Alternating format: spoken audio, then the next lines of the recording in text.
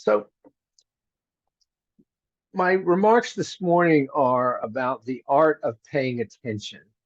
And, I talk a lot about paying attention, noticing in our day-to-day lives. And it's really fundamental. And it's so fundamental, and we don't often talk about it specifically. We talk about it in the context of other topics. The bad news is that in our media obsessed, overloaded, daily, busy lives, um, we know that our attention is a limited resource and that there's constantly things vying for our attention. Our phones, our screens, the traffic, other people, just chores. I mean, it's nonstop. And this overload of information and this fracturing of attention makes us, Americans in particular, really, I think, less equipped to deal with the challenges of the moment. We're so distracted. We're so forced into multitasking. But the good news is that we can choose with conscious awareness and intention where we allocate our limited attention. I once read a quote. Dug it up from the Dalai Lama, who said that Buddhism is about paying attention and being mindful in a myriad of ways. Buddhism is about paying attention and being mindful in a myriad of ways. It's really foundational in that way. It's really right mindfulness is part of paying attention, one of the Eightfold Paths. So this morning I want to dig a little more deeply into the art of paying attention, but making that an intention in our daily lives, and how the art of paying attention includes ourselves, one another, and the planet, the larger world. And how sometimes we draw this artificial line between our sitting meditation, where we really focus on paying attention, and real life off the cushion, between how we relate within Sangha, where we're much more attentive, and how we are in the world at large. And my bias as a psychologist is about the importance of paying attention to this sort of beautiful, dynamic, complex, and messy field of human relationships.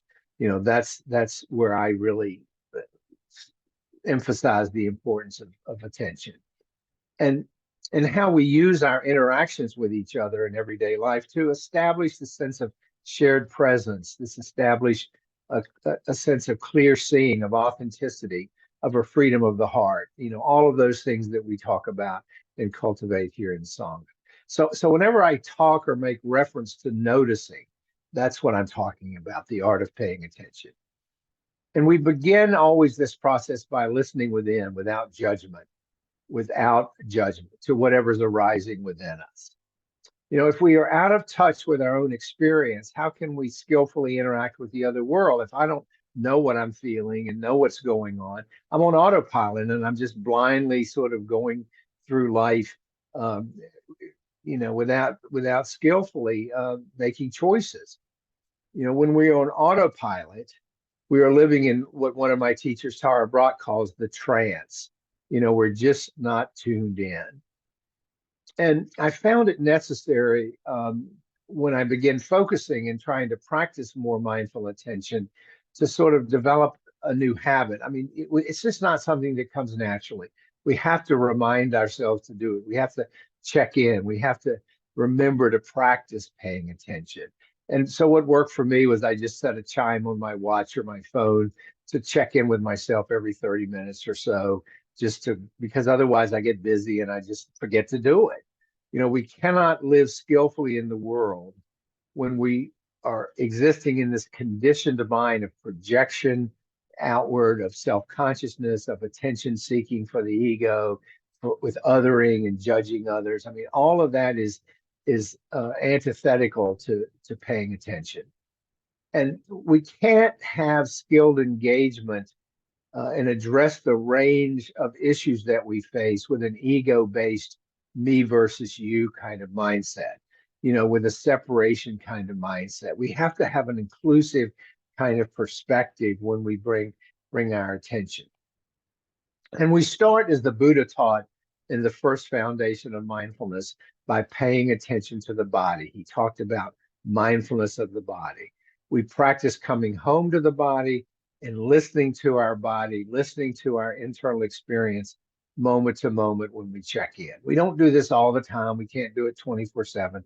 But when we stop and check in, it's part of the importance of that is what's arising, where's there tension, what am I feeling, what feelings are coming up, and so forth. We practice coming home to our bodies. We assume a receptive stance, being open to what we're experiencing rather than one of effort or trying. We disengage from effortful and just sit quietly for a moment in a receptive stance to see what's arising. What am I experiencing? And we tune into the quality of paying attention. For what I mean by that is it fully present or is it shallow? Am I just saying, yeah, I feel all right, and move on, or am I saying what's really coming up for me? What's cooking right now? As Pat Coffey says, many of you know Pat. What's the internal weather system right now? What's the weather going on internally? And and by cultivating a more deep embodied listening, this expands to how we hear and relate to one another. I mean, it creates a mindset that's more open to relating, to more open to connecting. And if you think about true intimacy, it typically arises from the spaciousness that is created from paying attention. When we are paying attention, when we're fully open, there's a spaciousness that comes with that. And out of that, we can really connect at a deeper level. We bring the spaciousness into our intimate relationships with others, with Sangha. We bring it to relationships with strangers, at our jobs, at our volunteer activities. It's a path. We were actually talking about this last night in book group. It's a path to more skillful conflict resolution. I can sit with you and solve a problem between us when I'm coming at you with a spacious, receptive, attentional stance. So paying attention in non-relational context also provides benefits. Okay. Several weeks ago, I talked about cultivating joy.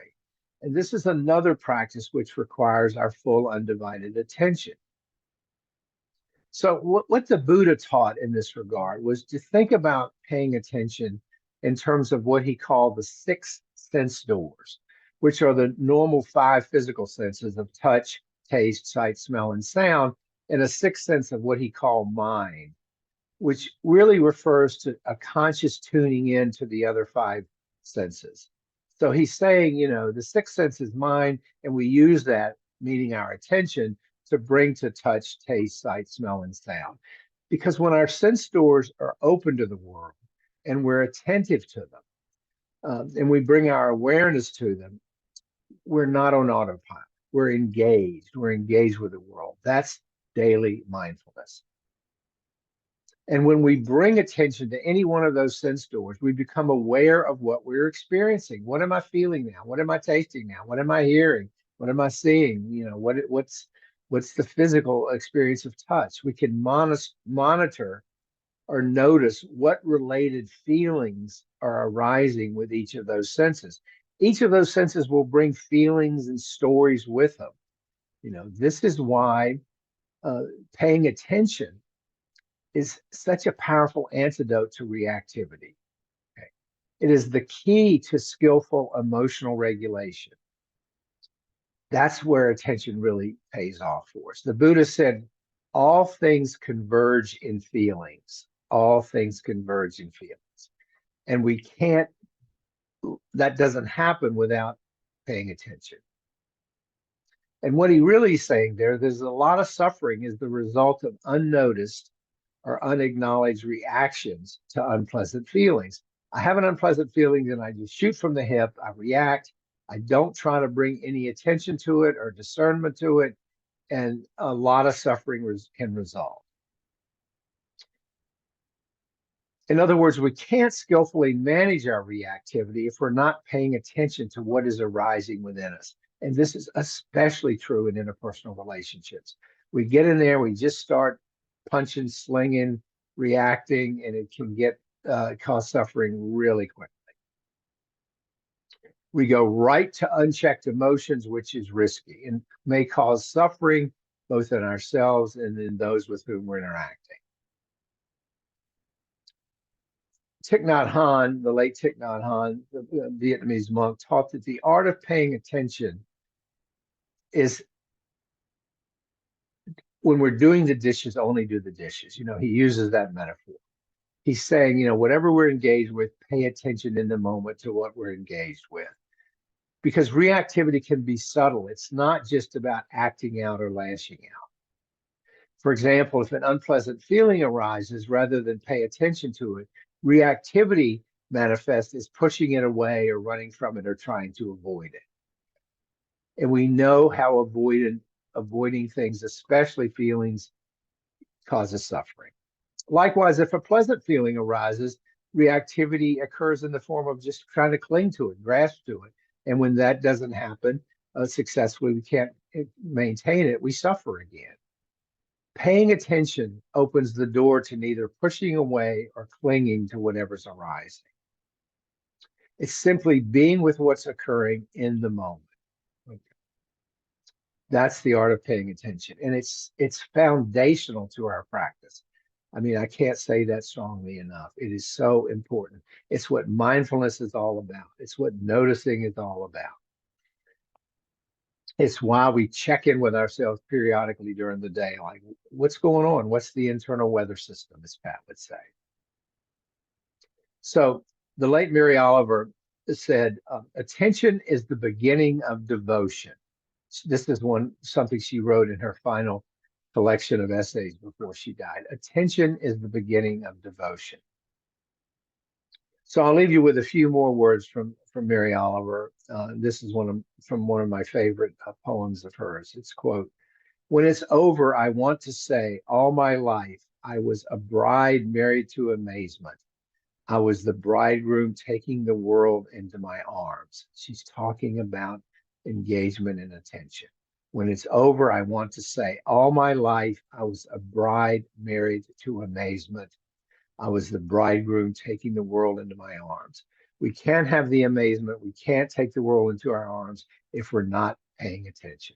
And in our media obsessed world, we have to set an intention and have a concerted effort to do that. So let me leave it with that and get some thoughts from you about the art of